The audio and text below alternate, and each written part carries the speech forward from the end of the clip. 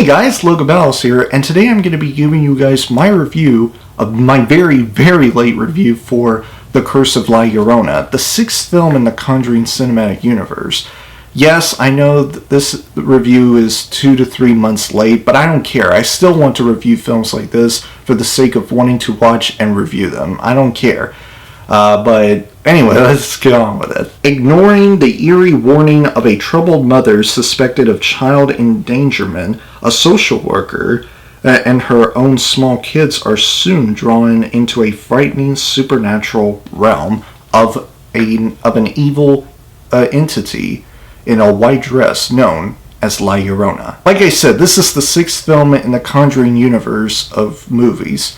Right after the two Conjuring films, the two Annabelle films, and the Nun. Yeah, that's right, the Nun. I must say that this film is decent. It's somewhat decent. It's about 50-50 for me on a lot of things. I want to start off with the positives. First of all, Linda Cardellini, I think that's how you say her last name, really did a good job in this film. She actually made a very solid performance that actually carried this movie for me. Her two kids also did really well and added solid performances as well that made this film better to watch, I will say. The setting, the imagery, and the cinematography that this film has, three of which were really creepy and were done very well, I must say. Specifically, the setting, the set design, the production design, whatever you call it, it looks really neat. I like it. And just the imagery added to that, really, really creepy and really good as well. Really good looking, I will say. And the first act, I will say, is really promising. It started off very solidly. Is that even a word? Or really good, I should say. It really gives me hopes that this film was going to be good. The first act for me is what I feel like this film was at its strongest. Where I feel like this film was at its strength and stuff like that. But those are just as far as I will go in terms of positives. My negatives for this film start off with this. This film missed out on so many things that it could have easily focused on to make itself better. It had so many missed opportunities. One of the biggest of which, if not the biggest, is focusing on the ancient Mexican folklore, or not ancient. I shouldn't say that, but just the Mexican folklore of this woman, this evil female entity, La Llorona. There's so much that this film could have focused on in that story. But it chose to miss out and just bring in certain things that didn't need to be put within the premise that this film has. Just so many things. Another biggest negative I have with this film is the predictable jump scares. Every jump scare that you can see coming from a mile away at many points in the film, particularly in the second half, happen. Every jump scare that you predict correctly.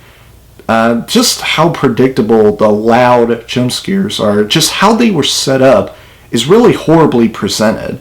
And just horror films like this with predictable jump scares, loud ones, just are really underwhelming. And there was no tension within the second half that you feel like was there. There was no tension there that just gets you on edge, that gets you on the edge of your seat. There's no tension on that. And also, very similar to other horror films that I already reviewed in this for this year, have chock full of exposition, kind of like Pet Sematary. That film was chock full of exposition. A elongated series of moments where characters walk around, stand, or sit down and just talk.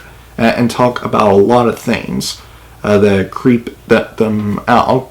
Lots of things that they experience, that they talk about.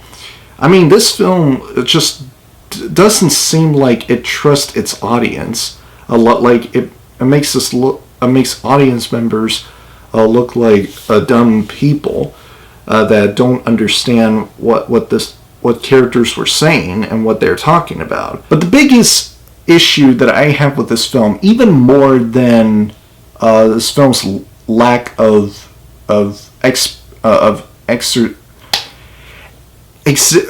can't speak.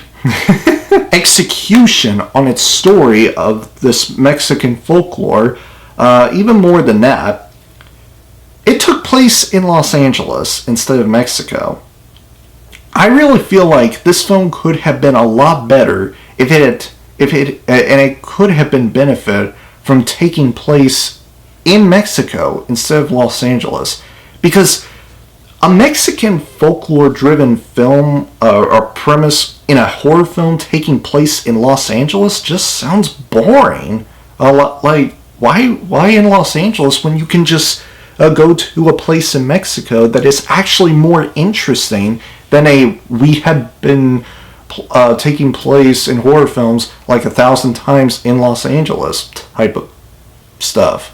I mean, just again, this film could have been a lot better if it had taken place in Mexico instead of Los Angeles.